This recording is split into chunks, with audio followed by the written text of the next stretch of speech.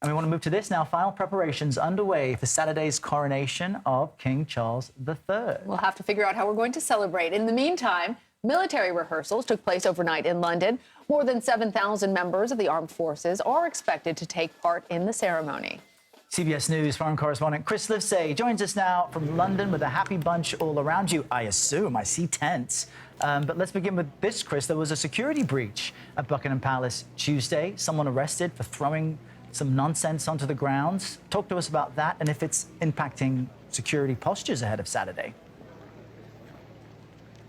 Yeah, that's right, Errol. So this suspect was apprehended after throwing some shotgun cartridges. When he was apprehended, they found a knife inside of his bag. Now, this is not being treated as a terror incident, according to London police. It's being treated as an isolated mental health incident.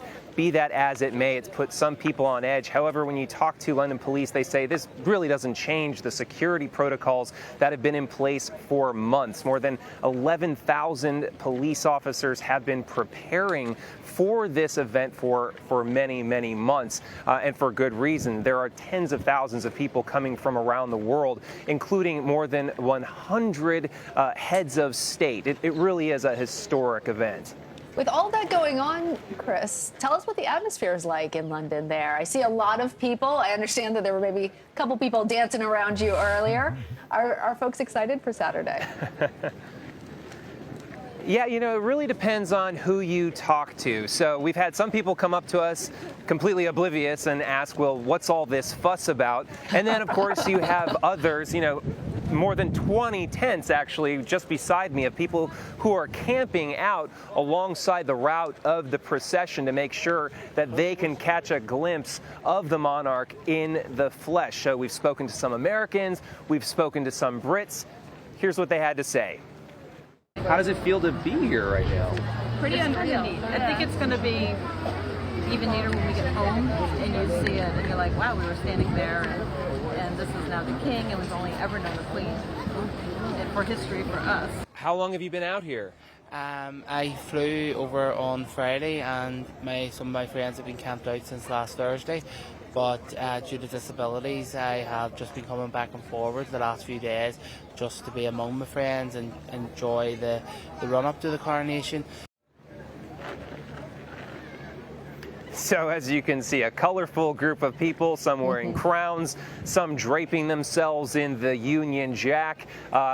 There's definitely, I'd say, a slow simmer that's reaching a boil of anticipation right now. I mean, and there are days to go, right? There are days to simmer, Chris, before this gets underway on Saturday. What might the final preparations be in the last, few hours before the big event?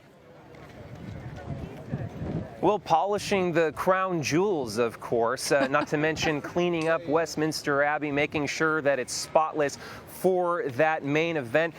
King Charles himself is actually going through some preparations. We're told that inside of Buckingham Palace behind me, he's been going through the motions along with Queen Consort Camilla of what that big day will look like. He also visited Parliament to be instructed on what his limitations on power will be as monarch. And there's a precedent for that dating back to the year 1642 when King Charles I tried to arrest lawmakers, and for his crime, he was deposed, tried, and beheaded. Now, if that doesn't scare King Charles III about what his limitations are and what the possible consequences may be, well, I don't know what will. Errol, Lana? Chris Livesey with the royal history there that I did not know. Can you imagine a life, though, where you're like, I have to have my jewels polished today?